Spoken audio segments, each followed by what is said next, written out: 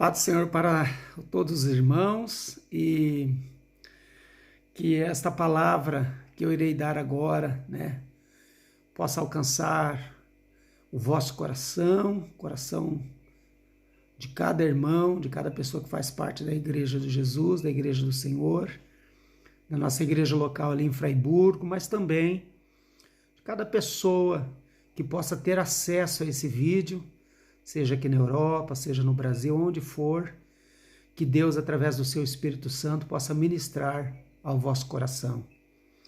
Eu sou o presbítero Geraldo, ministro ao lado da missionária Cláudia ali em Fraiburgo, a qual ela é a nossa dirigente. Estamos ali ao lado dela, dando apoio àquele trabalho, como instrumento nas mãos do Senhor. E eu quero falar hoje acerca do capítulo 18 de Lucas. Eu quero falar sobre a oração e também sobre o jejum. Então diz aqui, o capítulo 18, versículo 1 de Lucas: E contou-lhes também uma parábola sobre o dever de orar sempre e nunca desfalecer, dizendo: Havia numa cidade um certo juiz que nem a Deus temia, nem respeitava o homem. Havia também naquela mesma cidade uma certa viúva que ia ter com ele, dizendo: Faze-me justiça contra o meu adversário. E por algum tempo não quis atendê-la, mas depois disse consigo: Ainda que não temo a Deus e nem respeito os homens, todavia, como esta viúva me molesta, hei de fazer-lhe justiça, para que enfim não volte e me importune muito. E disse o Senhor: Ouve o que o juiz injusto, o que diz o juiz injusto. E Deus não fará justiça aos seus escolhidos que clamam a ele de dia e de noite, ainda que tardio para com eles? Digo-vos que depressa lhes fará justiça. Quando, porém, vier o Filho do Homem, porventura achará fé na terra? Esse texto ele é um texto muito importante, porque tanto ele está falando aqui do dever de nós orarmos continuamente, como também nós encontramos aqui um versículo que parece até inclusive que esse versículo está deslocado, Quando é o versículo 8, quando ele diz, Quando, porém, vier o Filho do Homem, porventura achará fé na terra? É uma pergunta que ele está falando. E nós sabemos que nós estamos vivendo,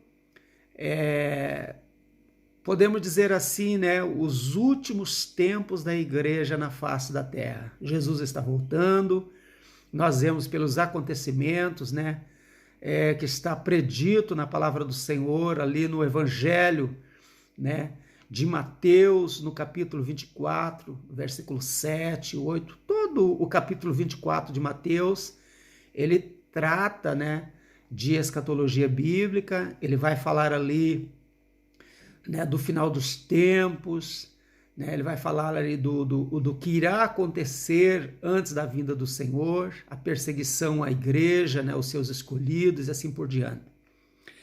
E ele faz essa pergunta. Por que Jesus faz essa pergunta? Porque Jesus sabia que nos dias que antecedesse a sua volta, o seu retorno, quero dizer a você que talvez nunca ouviu essa palavra, ou talvez já ouviu, mas não entenda, Jesus ele veio uma vez, como homem, para viver entre nós, ensinando a sua palavra, o seu evangelho, e a missão principal dele foi vir para morrer em resgate da humanidade, Nós sabemos que diante de Deus, a única forma de nós conseguirmos o perdão dos nossos pecados, a justificação pela fé, é através do que é chamado de pacto de sangue, A palavra de Deus diz que aquele que peca, ele merece a morte. Nós poderíamos citar vários textos,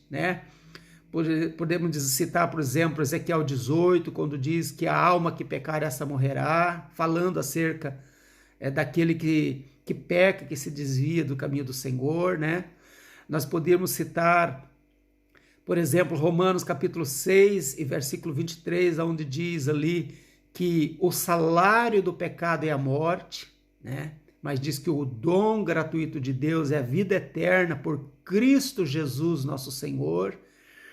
Então, o homem, ao ele ser pecador, o pecado ele é uma rebelião contra Deus, contra o Criador. Então, por causa disso, né, o homem ele merece a morte. Nós já morremos, né? Podemos dizer assim, em Adão, a gente já morreu ali, podemos dizer espiritualmente, né?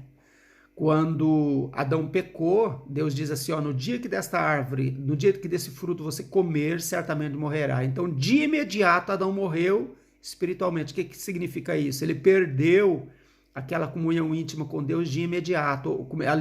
Ali levantou uma barreira contra Adão e Deus, né? De forma que Adão passaria a ter mais dificuldade de se relacionar com Deus a partir dali, tendo sempre que haver, podemos dizer assim, né?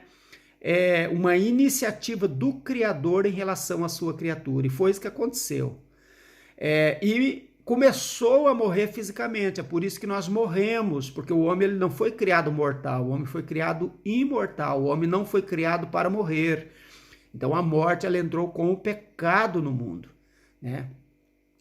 Então, quer dizer, a cada dia que passa nós estamos cada vez mais próximo da morte, falando a nível físico, e existe também o que nós chamamos de morte espiritual, no sentido de que se você morrer sem Deus, né, você estará destituído da presença de Deus. E é claro que Deus ele não quer isso, ele quer que o homem viva em íntima comunhão com ele, tanto nesta vida, como também no porvir, após a morte do nosso corpo, né, que nós venhamos a estar sempre com ele para adorarmos a ele.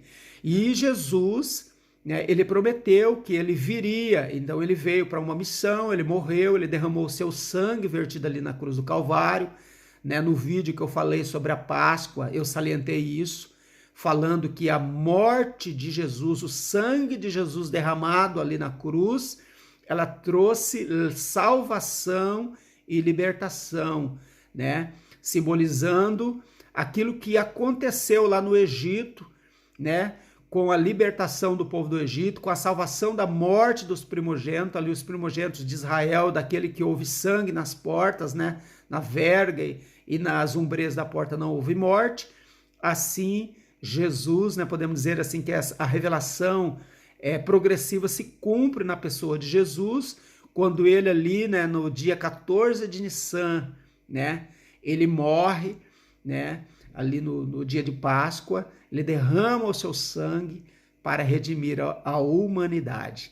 É claro que Jesus, como eu já falei também naquele vídeo, ele não era um homem comum, como nós somos, por isso a morte não teve poder para segurá-lo no túmulo. É a única pessoa que, se você for procurar, né, no túmulo, você não vai ver ossos, você não vai ver restos mortais. Todos os outros que ressuscitaram para morrer novamente. Até nos nossos dias, nós às vezes ouvimos testemunhos, relatos de pessoas, né, que morreu e ressuscitou. Já ouvi testemunhos maravilhosos acerca disso. Mas todas essas pessoas, elas ressuscitaram para morrer novamente. E Jesus não, ele ressuscitou, ele está junto ao Pai, e a palavra de Deus diz que ele está lá para interceder por nós. Ele hoje é o nosso advogado, ele advoga a nossa causa. Então, por isso é necessário nós entendermos que através deste sangue, através deste pacto de sangue, nós passamos a fazer parte da família de Deus. Então, é isso que quer dizer aqui esse versículo 8, né, acerca de porventura encontrará ou achará fé na terra. Ele está falando aqui de tempos difíceis que a igreja irá passar, de apostasia, e nós já estamos vivendo esses dias em que a apostasia ela já entrou dentro da igreja. Por isso nós vemos muitas pessoas veem a igreja como achando que a igreja é um clube social, né? Como se ela fosse num cinema, num teatro, né? Vendo a igreja como um ponto de entretenimento. Mas, na verdade, a igreja, né? Quando ela se reúne numa casa de oração, ela se reúne para adorar, para glorificar e para exaltar o nome santo do Senhor. E o que acontece? O fato de nós nos reunirmos uma vez por semana, né, que na Europa é um pouco mais difícil em relação ao Brasil. Eu, por exemplo, congrego a torno de 100 quilômetros, 100 e poucos quilômetros de casa, então eu só vou à igreja uma vez por semana, né? Mas eu tenho 6 dias, né, durante a semana que eu devo estar em contínua intimidade com o Senhor, orando, adorando ao Senhor, né? Nós adoramos ao Senhor em todo o tempo. Então, as pessoas que têm a igreja como um clube social, né, ou como um lugar simplesmente de escape para elas, né, elas vão ali, elas se sentem bem com a mensagem, mas depois sai dali e segue os outros 6 dias como uma pessoa comum, não como um filho de Deus, praticando pecados, pessoas até que vivem às vezes uma vida de orgias. Existe às vezes até pessoas que estão em adultério, nunca se arrepende, nunca pede perdão, estão continuamente na igreja. Então o que é isso? Apostasia. Mas eu quero dizer para você que na verdade Deus ele quer de cada um de nós um compromisso, né? Não pense você que nós conseguiremos viver uma vida isenta de pecado. Nenhum de nós vamos conseguir viver essa vida isenta de pecado. Eu já até inclusive falei num vídeo meu, né? Se você tiver acesso, já teve acesso, você vai se lembrar, falando sobre Davi ali nos últimos dias da vida de Davi, falando de como ele viveu a sua vida, né? Ali falando acerca de que ele viveu uma vida como um homem justo, né? Um homem que louvava, um homem que adorava, um homem que andava em obediência à palavra do Senhor. Olha só o que diz aqui em 1 Reis, no capítulo 3, né? E no versículo 14, né? Diz assim, ó, isso daqui na verdade, você pode ler todo o contexto, está falando aqui de Salomão, né, da vida de Salomão, e daí diz assim, ó, e se andares nos meus caminhos, guardando os meus estatutos, é Deus falando aqui com Salomão, se andares nos meus caminhos, guardando os meus estatutos e os meus mandamentos, como andou Davi teu pai, também prolongarei os teus dias. E aqui no versículo 6 diz assim, ó, e disse Salomão, de grande beneficência usaste tu com teu servo Davi meu pai, como também ele andou contigo em verdade e em justiça e em retidão de coração perante a tua face, e guardaste-lhe esta grande beneficência, lhe deste um filho que se assentasse no seu trono, como se vê nesse dia. Então, se nós formos analisar esses textos aqui, esses 2 textos, a gente podia fazer uma pergunta. Adão, ele nunca pecou? No caso, Davi, ele nunca pecou, ele foi um homem extremamente justo, que ele nunca pecou? Nós sabemos que não foi isso que aconteceu. Né? Nós sabemos que Davi cometeu pecados gravíssimos, pecado de adultério, pecado de assassinato, mandando matar, né, a mulher, o marido da mulher que ele adulterou com ela, no caso Urias, né, mandou matar o marido de Batseba, mandou colocar ele na frente, né, da batalha e abandonarem ele para que os inimigos matassem Urias. Davi cometeu muitos pecados, criou mal os seus filhos, não disciplinando, não dando a educação como devia, foi muito relapso na criação dos seus filhos. Mas então como é que é possível, né, Salomão aqui dizer que Davi andou em justiça e em retidão de coração perante a face de Deus? E aqui o próprio Deus, no versículo 14, diz, se andares nos meus caminhos, guardando os meus estatutos e os meus mandamentos, como andou Davi, teu pai, também prolongarei os teus dias. E a resposta está o seguinte, Deus, ele está interessado no arrependimento, na atitude do nosso coração, aquilo que nós chamamos, né, que os judeus chamam de kavaná, intenção do coração. O que acontece? Todos nós pecamos. Agora, desencorajando você a pecar, porque eu falando dessa forma, você até poderá, quem sabe, ser levado, né? Ah, então não tem problema, eu posso pecar, depois eu me arrependo e Deus me perdoa. Mas se você pensar dessa forma, você está agindo de uma forma desafiadora contra Deus, né? E com isso você vai colher sérias consequências. O pecado, ele acontece nas nossas vidas, muitas vezes, como um deslize. Por exemplo, eu vou dar o exemplo aqui de você que dirige, que tem carro, que tem carteira de motorista em carro. O que acontece quando você leva uma multa? Você leva uma multa porque você quer, tipo assim, você sabe que ele tem um radar, né? E a velocidade ela está restrita a 50 km por hora. E você sabe que está ali o radar e você vai passar ali a 70 ou 80 para levar a multa de propósito? Não, isso não vai acontecer. Você vai passar ali com cuidado, né? Se possível for até um pouco abaixo da velocidade para não correr o risco de ser pego no radar, né? Mas às vezes acontece da gente ser pego. Você distrai-se, né? Às vezes distraído, descuidado, às vezes pensando em situações da vida, às vezes pressão no trabalho, às vezes pressão na família, assim por diante. E de repente você se descuida, passou ali, o radar bate a foto e você foi pego às vezes a 55, 60 km por hora e depois tem que pagar a multa. Então foi o que isso? Um deslize, um descuido. Assim deve acontecer conosco em relação ao pecado, nunca deve ser premeditado, nunca nós devemos agir de forma desafiadora e relaxadamente perante Deus. E quando acontece de nós pecarmos contra Deus, de imediato nós devemos nos arrepender e nos humilharmos.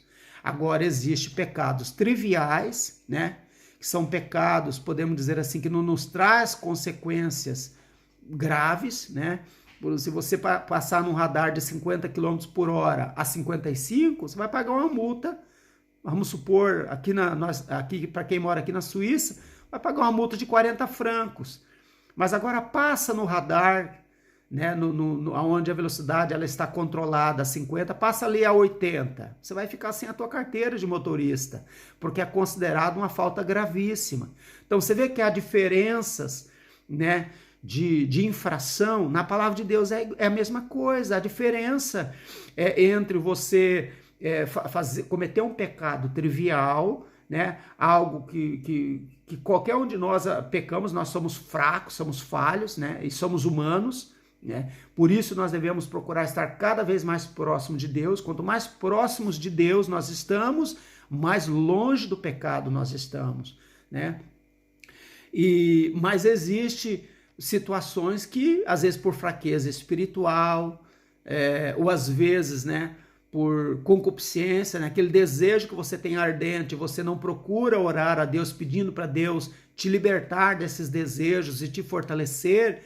Então você vai alimentando esse desejo que está dentro do teu coração. Até Tiago, né, na sua epístola, ali no capítulo, se eu não me engano, no capítulo 2, ele fala sobre isso, acerca do pecado que é gerado, como ali ele faz até uma analogia a uma mulher, a uma gravidez, uma mulher que está grávida. Então o pecado primeiro ele é gerado, né, quando há relação sexual entre o homem e a mulher então engravida, e essa criança demora 9 meses para nascer. E ele cita essa analogia do pecado, que ele é gerado no coração da pessoa, e aquilo vai crescendo, desenvolvendo, você não ora a Deus pedindo para Deus te libertar daquilo, daqueles desejos, né? Para Deus te fortalecer, te capacitar, e chega o momento então que você é tentado, porque o inimigo ele conhece quando nós estamos fracos e quando nós estamos fortes, né?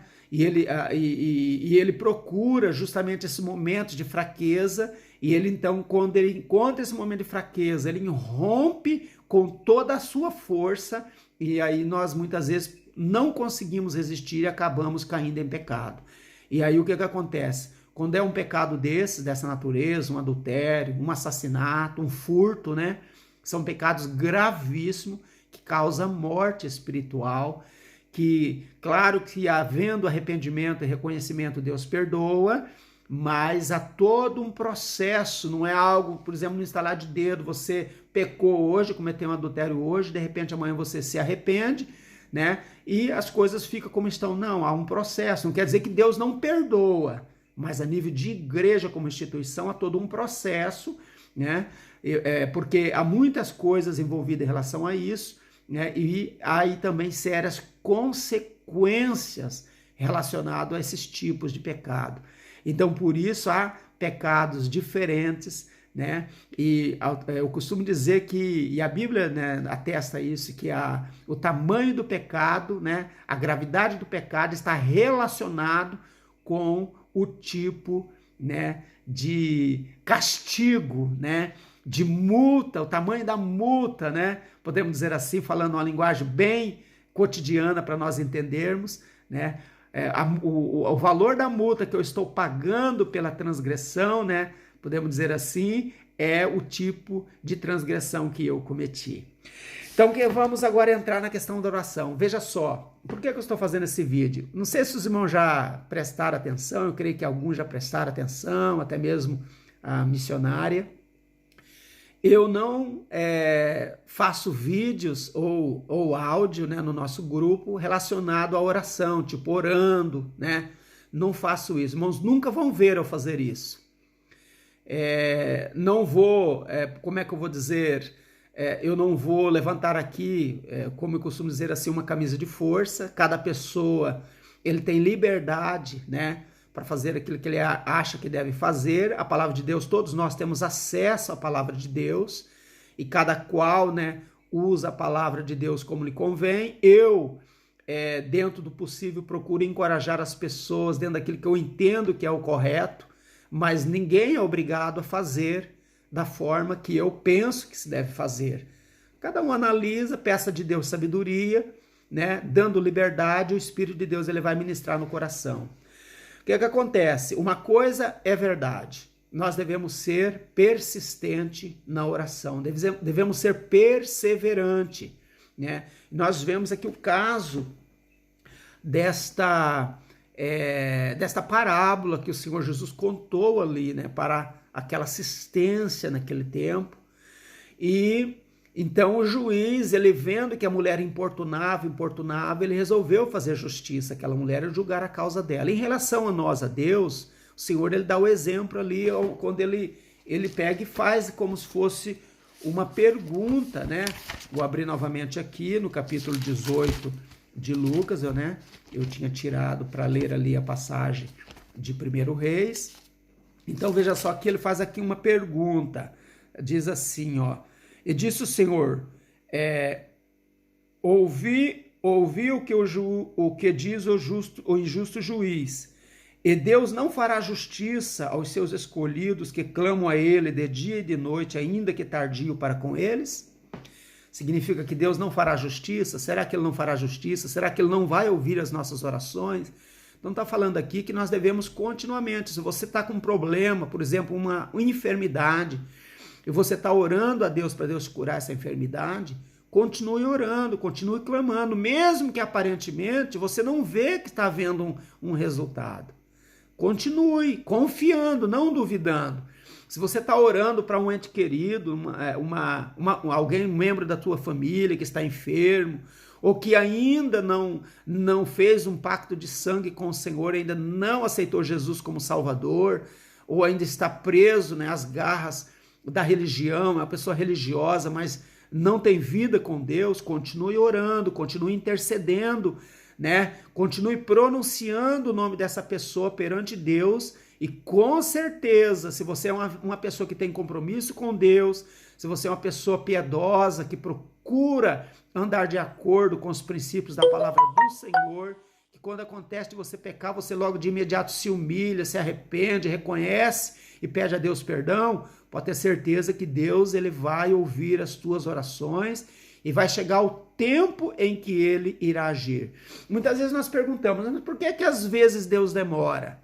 Então agora eu vou explicar aqui uma coisa para você. Por exemplo, vamos supor que eu esteja orando para um filho, para Deus salvar o meu filho. Senhor, salva o meu filho. E simplesmente Deus vai chegar, né, vai falar para o meu filho, olha, você tem que me servir, né, porque o meu servo, o teu pai está orando a mim. Deus não vai fazer isso. Porque, em primeiro lugar, Deus respeita o livre-arbítrio de cada pessoa. Então, de que forma que Deus vai agir? O meu filho, vamos supor, ele não quer Deus, ele não quer. Né? Eu falo com ele não quer saber, mas eu estou ali perante o Senhor em secreto, orando a Deus, Senhor, tenha misericórdia, se revela ao meu filho, salva ele.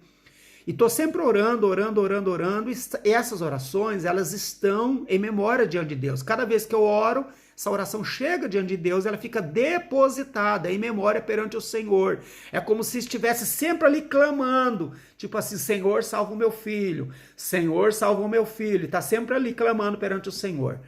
E de que forma que Deus vai agir? Deus vai usar as situações. Então, por exemplo, meu filho não quer saber de Deus, mas de repente, num determinado momento, meu filho está passando por uma situação, às vezes até mesmo de perigo de morte. Tá entendendo? Uma situação de perigo, e nessa situação de perigo é onde o Espírito de Deus age. E aí, porque Deus ele age aonde? Na mente e no coração, não é verdade? Você está sempre falando, meu filho, você tem que amar a Deus, você deve servir a Deus, porque é a melhor opção que um homem pode tomar para a sua vida. Você fala com ele e vai orando a Deus. Nesse momento de grande pressão que o teu filho está passando, o Espírito de Deus vai fazer ele lembrar daquelas palavras do seu pai. E daí ele vai pegar e vai fazer assim, se realmente esse Deus em que meu pai tem sempre falado, se realmente é verdade que ele existe, se realmente ele livra do perigo, se realmente ele salva, então, Senhor, se o Senhor me livrar dessa situação que eu estou passando agora, eu faço um pacto com o Senhor e prometo servir ao Senhor todos os dias da minha vida. Aí, claro, a pessoa orou, a pessoa com seu coração quebrantado, que ela está numa situação de perigo. Normalmente, quando a pessoa está em situação de medo, de perigo, a pessoa ela é mais suscetível às coisas espirituais. A pessoa ela fica mais acessível à palavra de Deus. E daí, então, é quando o Espírito de Deus age, quando a pessoa está com o coração quebrantado. O que o salmista diz? Um coração contrito, quebrantado e contrito, não desprezarás, ó Deus, ali no Salmo 51, não é verdade? Então aí Deus age. O que eu disse para você? Que Deus está interessado na intenção do coração. Aí essa pessoa vai, se humilha perante o Senhor e o Senhor livra ela daquele perigo, e a partir daquele momento aquilo vai ficar na memória dela, de que Deus operou um milagre na vida dela. Então ela viveu uma experiência real e verdadeira naquele momento ali com Deus. Ao viver essa experiência real e verdadeira, aquilo marca a vida da pessoa, ela nunca vai esquecer desse testemunho.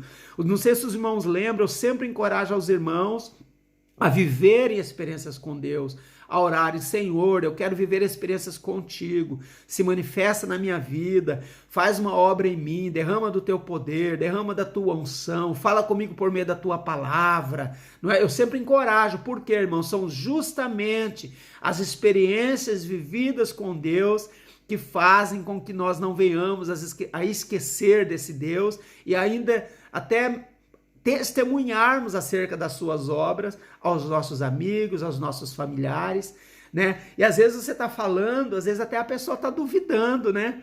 Até, será que é verdade? Mas você tem certeza porque você viveu aquilo. Deus operou um milagre na tua vida, então ninguém vai conseguir, né, provar o contrário para você. Então é dessa forma que Deus age. Então persista, ore.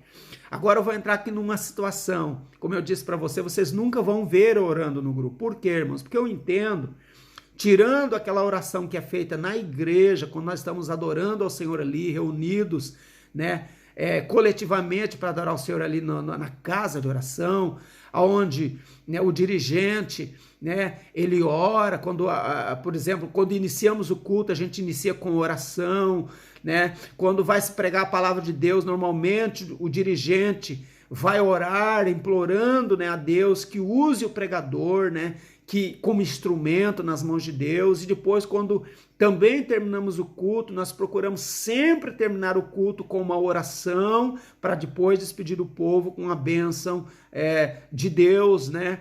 Então, tirando esse tipo de oração que é feito ali, irmãos, coletivamente, Eu não encorajo ninguém a estar fazendo oração em público, tá entendendo? Se você faz e se você acha que deve continuar a fazer, esse é um problema seu com Deus. Eu não vou dizer para você que, né, que você está pecando com isso. Cada um vive a experiência que quer viver com Deus, mas eu, de uma forma bem particular, entendo que esse tipo de relacionamento, ninguém, por exemplo, irmão, é claro que se eu tenho uma responsabilidade na casa de Deus, os irmãos devem saber que eu oro pelos irmãos e eu oro por cada um dos irmãos da igreja.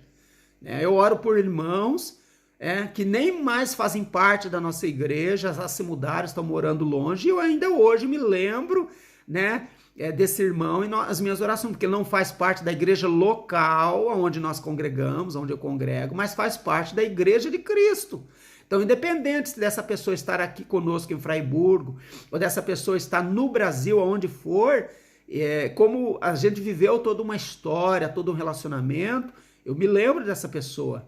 Eu oro por pessoas no Brasil que elas nem sabem que eu estou orando por elas, assim como também tenho plena certeza, absoluta certeza de que tem irmãos no Brasil que oram por mim ainda hoje, né, que estou distante do Brasil já em torno de 20 anos, né, longe do Brasil em torno de todo esse tempo aqui na Europa. Eu tenho certeza que ainda hoje tem irmãos que eu conheci, que tenho amizade com eles, que ainda oram por mim ainda hoje. Eu não sei, mas oram, e essas orações estão lá. Quem sabe, às vezes livramentos que Deus dá a mim, a minha família, não é movida por essas orações feitas no secreto com Deus. Eu não preciso saber que essas pessoas estão orando por mim. Eu não preciso saber de nada disso. Agora, o certo é que a oração, ela deve chegar a Deus. E nem tão poucas pessoas que eu oro por elas precisam ficar sabendo que eu estou orando. Agora, é claro, a minha congregação, né, a congregação em que eu coopero, né, em que nós estamos ali pregando a palavra, né, junto com a dirigente dessa congregação, que é a nossa missionária, aí sim deve saber que eu estou orando. E os irmãos sabem que eu oro pelos irmãos, e todos os dias eu coloco os irmãos em oração, de um modo geral falando, eu oro por cada pessoa ali na igreja, às vezes especificamente, né, pessoas que estão enfermas, pessoas que nem fazem parte mais da nossa congregação. Agora, os irmãos nunca vão ouvir uma oração minha em vídeo ou em áudio, ali no grupo, porque eu desencorajo, eu não vou fazer. Mas, irmãos, pode ter certeza que todos os dias eu oro por cada um dos irmãos. E citando nomes. Aqueles nomes que eu não me lembro, eu falo: Senhor, olha por esses irmãos que eu não me lembro agora do nome, mas que o Senhor conhece cada um pelo seu nome. E faço menção dessas pessoas diante do Senhor, né? E eu tenho certeza que essas orações, elas vão sendo depositadas diante de Deus. Então, os irmãos, não fiquem preocupados, não fiquem tristes de eu não participar muito no grupo, né? Até porque eu sou um pouco avesso, né, a essas coisas. Lá uma vez ou outra é que eu dou uma entrada, dou uma olhada, né? Às vezes coloco lá um áudio, normalmente quando isso acontece é numa sexta-feira, encorajando os irmãos a irem na congregação, né, na casa de oração no sábado, para congregar. Os irmãos sabem que muitas vezes eu faço isso, mas não é sempre que eu estou ali postando coisas no grupo. Não é porque eu não me preocupo com os irmãos. Eu amo os irmãos, me preocupo com os irmãos, não só da igreja local, mas como cada um dos nossos irmãos espalhado pelos 4 cantos da terra. É um dever de todo aquele que serve a Deus orar pela família de Deus. Amém, irmãos? Então, irmãos, fiquem tranquilos que eu estou orando por vocês, mas, como eu já salientei, continuo falando, vocês não vão ouvir oração minha orando pelos irmãos. Sabe por quê, irmãos? O que acontece? Às vezes, quando eu sei que as pessoas estão ouvindo a minha oração, às vezes você procura encontrar palavras, né, para impressionar. Ó, Senhor, abençoa a vida da missionária, Senhor. Aquela mulher que ela é uma serva do Senhor, uma mulher de Deus. O que acontece? A pessoa às vezes procura estar impressionando, mas não, irmãos. Veja só, se você não faz isso, não se preocupe. Mas se você age dessa forma, eu desencorajo. Porque, irmãos, diante de Deus, a nossa oração deve ser a oração simples, como se você estivesse conversando com um amigo, uma pessoa que você não precisa, ele te compreende, ele te entende, seja qual for a palavra que você usa naquele momento. É essa que deve ser a nossa oração, nosso relacionamento com Deus. Você não precisa estar em busca de palavras difíceis, de palavras, como eu costumo dizer, palavras caras. Não, você usa a linguagem do teu cotidiano, a linguagem simples, porque eu digo o seguinte, oração não é um monólogo. Não é só uma pessoa que fala, oração ela é um diálogo, irmãos. Você está conversando com Deus e Deus está conversando com você através da pessoa do Espírito Santo que habita dentro de você, ele está se manifestando na tua vida. Ela é um diálogo, não é um monólogo. Então procure ter uma oração mais simples possível, né? Aquelas palavras que vêm na tua mente, leve perante o Senhor e o Senhor ele ouve. Se você não está conseguindo orar, né? Se cumpre aquilo que falou ali, que diz que o Espírito de Deus, ele intercede por nós com gemidos inexprimíveis. Às vezes, né, a pressão por qual você está passando, a angústia, o medo, o desespero é tanto que você não consegue orar, você não consegue pronunciar palavras perante o Senhor. Mas o Espírito de Deus que conhece, porque ele perscruta o teu coração, ele vai levar essa oração, esse sentimento diante de Deus e vai traduzi-las perante o Senhor, né? E o Senhor, ele vai enviar socorro no tempo oportuno. Amém, irmãos? Então vocês fiquem tranquilos. E outra coisa sobre o jejum que eu quero falar. O Senhor Jesus, ali no capítulo 6 de Mateus, ele fala também acerca do jejum, ele fala acerca da oração, que quando você quiser orar, você entra no teu quarto e orará em secreto com Deus. E engraçado que você ora em secreto, né? Vamos até ler ali o texto de Mateus capítulo 6, é importante nós lermos, diz assim, ó, o capítulo 6 e o versículo 6 diz assim, ó, mas tu quando orares, entra no teu aposento e fechando a tua porta, ora a teu pai que está em secreto, agora veja a segunda parte, e teu pai que vê em secreto te recompensará publicamente, veja só, a recompensa é pública. Você orou em secreto, ninguém viu você orando, ninguém ouviu a tua oração, ninguém sabe. Foi em secreto, você e Deus, mas a recompensa ela é pública. Então não se preocupe em querer dizer para mim que você está orando por mim. Não, eu não preciso saber. Simplesmente ore por mim. E eu estarei orando por você, por cada um de vocês, tá bom, irmãos? E claro, a recompensa, ela é pública. E sobre o jejum, quero falar aqui sobre o jejum. Muitas pessoas, irmãos, quando estão jejuando, muitas vezes falam que estão jejuando. Jesus disse que essas pessoas não receberão recompensa alguma. O jejum deve ser uma coisa em secreto, ninguém deve saber, com exceção, por exemplo, se eu sou casado, é claro que a minha esposa pode ficar sabendo que eu estou jejuando, é diferente, né? A Bíblia diz que se tornarão os dois uma só carne, então eu posso até inclusive combinar com a minha esposa, né, de tirar um tempo para se dedicar à oração. O apóstolo Paulo diz que esse tempo ele não pode ser muito longo, né? Ele tem que ser um tempo curto, mas a gente pode se dedicar nesse aspecto à oração, os dois juntos, orando, jejuando ao Senhor. Mas tirando isso, eu desencorajo você estar comentando, eu estou jejuando. Não, é você e Deus.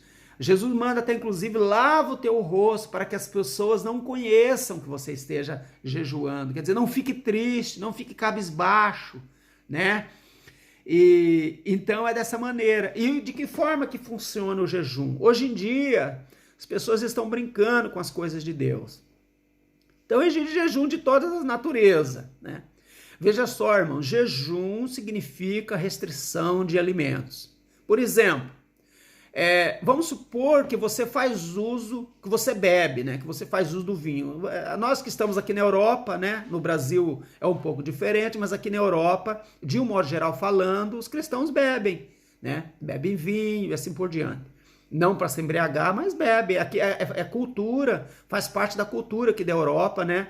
Principalmente os países banhados pelo Mediterrâneo, que produzem muito vinho, como é o caso de Portugal, Espanha, Grécia, né? Itália, assim por diante. Então, essa cultura. Israel, né? Também. Pode ver que todo judeu ele bebe, até mesmo o judeu piedoso, nas principais cerimônias, né, feita pelos judeus, por exemplo, na cerimônia do Shabat, né, tanto no início como no término do Shabat, a cerimônia ali, o vinho está presente, nas festas bíblicas, o vinho está presente, né, mas vamos supor que um judeu, até mesmo um cristão, resolva, né, restringir o álcool, falar, ó Senhor, eu quero ficar um mês sem beber álcool, sem beber vinho, né, isso é jejum? Não, isso não é jejum. Irmãos, veja só, na Bíblia existe aquilo que é chamado de voto de Nazireu. O que acontecia? Existia o voto temporário, né? Uma pessoa fazia, por exemplo, um voto para ficar sem beber 3 meses, né? Paulo, por exemplo, ali no capítulo, se eu não me engano, no capítulo 18 de Atos, né? Paulo ali, ele tinha feito um voto de nazireado, um voto de 3 meses, por exemplo, né? Aí você, durante 3 meses, ou 1 mês, ou 2 meses, você fica sem beber, você inicia, né? Faz o voto com o Senhor, né? Ora ao Senhor e fala ao Senhor, durante 1 mês, durante 2 meses, durante 3 meses eu ficarei sem fazer uso do álcool, não vai entrar uma gota de vinho na minha boca, seja que for de bebida alcoólica, não vai entrar na minha boca, né? E você então fica aquele tempo orando ao Senhor, claro, né? Se você o álcool ele é um hábito diário, todos os dias você antes das refeições bebe uma taça de vinho, é normal que vai ser difícil para você. É como a comida. Eu como, eu almoço, eu janto, então o jejum ele vai me causar sofrimento. Não é verdade? Isso é normal. Então você vai orar, Senhor, me ajuda, me dê força, né? Eu estou fazendo isso, Senhor, para ser mais sensível ao Senhor, à manifestação do teu poder, a ouvir a tua voz, a receber das revelações do Senhor na minha vida. Então o jejum, irmãos, o principal propósito do jejum, né? Se não for o jejum de arrependimento, né? O jejum de arrependimento é diferente, porque você está se arrependendo de algo, é algo que você fez, né? Ou simplesmente você, ó Senhor, né? Se calhar eu estou vivendo um pouco aquém daquilo que o Senhor queria que eu vivesse, então eu vou fazer um jejum de humilhação, de reconhecimento que eu preciso a cada dia da tua graça, da tua misericórdia, do teu perdão. Então esse jejum é diferente, mas os outros jejum, é claro que também tem o jejum que você faz por terceiros, né? Por um filho, por um parente, por um amigo, né? Tem esse jejum também que você faz chegar perante o Senhor, né? E tem o jejum de louvor e adoração a Deus. Você simplesmente, Senhor, eu vou fazer um jejum de um dia, né? Em louvor e adoração ao teu nome, né? Eu vou oferecer um sacrifício de louvor a ti. Normalmente eu faço alusão sempre ao sacrifício que havia na antiga aliança, né? No Antigo Testamento, né? Quando eu vou fazer um jejum ao Senhor, existem os sacrifícios que nós chamamos os holocaustos, né? Que é aquele sacrifício de inteira dedicação a Deus, e existia os chamados sacrifícios, né? De alimentos, né? Os sacrifícios de ações de graça, né? E esse é um jejum que você vai fazer agradecendo ao Senhor pelas bênçãos dele, pela manifestação do amor, da bondade dele na tua vida. Esse é um jejum de ação de graças.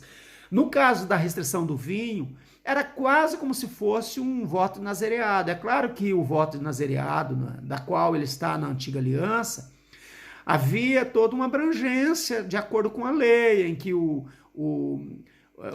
a pessoa que fosse fazer, ele ia até o templo, oferecia um sacrifício ao Senhor, e quando ele fosse entregar, né, ele concluísse o voto, novamente se dirigia até o templo para entregar, né, para oferecer um sacrifício a Deus. No nosso caso, não há templo mais em Jerusalém, não é verdade? Mas então, de que forma que eu vou fazer uso dessa lei? Eu vou pegar o princípio dessa lei, é o que eu sempre ensino. É o princípio da lei que é importante para mim. É igual o dízimo. Tem como eu dizimar da forma que Israel dizimava naquele tempo? Não, não há mais templo. Não há mais, podemos dizer assim, o sacerdócio arônico. Hoje o sacerdote, cada um de nós somos sacerdotes do Deus Altíssimo, né? Então, o que eu fico com a lei do dízimo e das ofertas? O princípio dela. Qual é o princípio? O princípio de que Deus é dono de tudo. De que eu sou o mordomo dele. E tudo aquilo que eu tenho, na verdade, não é meu, é de Deus. Na verdade, Davi reconheceu isso ali no final da sua vida, ali no capítulo, se eu não me engano, 29 de 1 Crônicas, quando ele diz a Deus, Senhor, daquilo que é teu, nós te damos. Agora, veja só, tem lógica você dar algo que não é teu? Irmã, mas tem, em relação às coisas espirituais, tem, porque tudo aquilo que eu tenho é de Deus, não é meu. E daquilo que eu dou a Deus, aquilo que já é dele. Então, na verdade, isso é o quê? O princípio da lei é o reconhecer que Deus é dono de tudo e ele sendo dono de tudo, eu devo ser grato a ele, há responsabilidades ligadas a isso, né? Claro que eu não faço apologia a dinheiro na igreja, os irmãos sabem, já falei em vídeos anteriores, porque eu entendo que o principal objetivo de Deus é transformação de vida, e junto com essa transformação de vida, Deus vai agir no coração de cada um para o propósito que ele tem por cada vida. Amém? Então o jejum ele é restrição de alimentos. Agora existem dois tipos de jejum. Você pode fazer um jejum restringindo, por exemplo, várias coisas que você não consegue ficar sem ela, pode fazer esse tipo de jejum, que é muitas vezes o que nós chamamos, por exemplo, Daniel. Quando Daniel fez o jejum, né, que as pessoas falam muito do jejum de Daniel, o jejum de Daniel o que era? Quando se comia, né, aqueles alimentos ali, né, Daniel ele era uma autoridade ali em Babilônia. Né? E ele então propôs no seu coração em fazer restrições a certos alimentos. Ele não ficou 100%, podemos dizer assim, sem comer todo, mas ele diz que manjar desejável não comi, quer dizer, aquilo que ele desejava muito, aquilo que ele gostava muito, ele deixou de comer. Então, por exemplo, você não consegue comer sem carne, você não consegue ficar sem café, você não consegue ficar sem Coca-Cola, né? Para você é uma dificuldade, né? Você comer só um feijão com arroz ou só uma salada, né? Muito difícil porque você é um carnívoro, não é verdade? Você pode fazer um jejum restringindo a carne, o café, a Coca-Cola, tá entendendo? Essas coisas é uma restrição, podemos dizer assim, parcial de alimentos. Pode fazer jejum. Você pode também fazer o jejum. Eu às vezes faço muito isso, porque o meu trabalho, eu sou soldador, o meu trabalho é um trabalho que às vezes mexe com temperatura, me movimento muito. Então não é aconselhável, quando você está trabalhando, fazer um jejum total, quer dizer, de sólidos, né, e líquidos. Né? Jesus, quando ele jejuou 40 dias, se você for analisar ali no texto, diz ali no texto, e no fim, né, teve fome, não diz que ele teve sede. O que significa isso? Jesus, ele restringiu somente alimentos sólidos, ele continuou bebendo água. Né? Então nós temos que prestar atenção nas entrelinhas da Bíblia. Porque o jejum, se ele for muito longo, não convém você restringir os líquidos, né? Continuar bebendo água. Então, se você não tem hábito de jejuar, então não jejue por período muito prolongado. Se você nunca jejuou, de repente vai instituir um jejum de 2 dias. Né? A probabilidade de você quebrar esse jejum vai ser muito grande. Então, você tem que ir exercitando, né? Então, é restrição de alimentos. Agora, não é brincadeira, irmão. Vou fazer o jejum de 1 hora. Meu Deus, isso é claro, irmãos, que eu entendo que o que Deus está interessado é no desejo do coração de cada pessoa. Mas tem coisas, irmãos, nos nossos dias que nós estamos vendo, que é quase como uma brincadeira, né? O jejum, de um modo geral, falando bíblico, ele durava 24 horas. Né? Ele ia de um pôr do sol ao outro pôr do sol, né? É claro que você, por exemplo, às vezes eu chego cansado do trabalho, né? Cheguei em casa, por exemplo, 8 da noite, ou 9 da noite, ou 10 da noite, né? E aí eu então vou jejuar, vamos supor, eu vou jantar, né? Eu cheguei em casa, cheguei cansado do trabalho, eu vou jantar, posso fazer isso. E daí só vou comer, Senhor, durante todo esse dia, o dia da manhã eu vou ficar sem comer nada, e à noite, quando eu chegar novamente no meu trabalho, eu vou comer, ou à tarde, não é verdade? É aceito diante do Senhor, não significa que tem que ser 24 horas cravada. Às vezes você ficou 18 horas, ou 20 horas, ou 22 horas sem comer, né? Mas é um jejum aceito por Deus. Mas de um modo geral falando, o jejum bíblico, ele ia de um pôr do sol ao outro pôr do sol. Mas é restrição de alimentos. Amém, irmãos? E você não deve tocar trombeta. Se você está jejuando, é um segredo entre você e Deus, a não ser a sua esposa ou seu esposo. Se ele entende as coisas de Deus, se ele não entende, procura não falar, porque senão ele vai zombar de você, né? Nós temos que ter sabedoria de Deus, ou até mesmo o homem que serve a Deus e a mulher não, ele vai contar para a esposa, se calhar a esposa vai zombar, né? Você não pode, por exemplo, fazer uma uma consagração a Deus, né? Vamos supor que a tua mulher não é crente, você é servo de Deus, e você fala, Senhor, durante uma semana ou durante 2 semanas eu vou ficar sem relação sexual. Se a tua mulher não concordar, você não pode fazer, porque senão vai ser recebido diante de Deus. Tem que haver concordância entre os dois. Se você vai consagrar, tem que haver a concordância dos dois. Os dois devem sentar, conversar. Então, amém, amor. Vamos então ficar uma semana, né? Diz que não pode ser por tempo muito longo. Amém, irmãos? Então, é dessa forma que funciona. Então, não toque trombeta. Procure ter um relacionamento íntimo com o Senhor. Não procure estar falando, se você, por exemplo, ajuda as pessoas, você é uma pessoa que tem um coração generoso, um coração amoroso, né?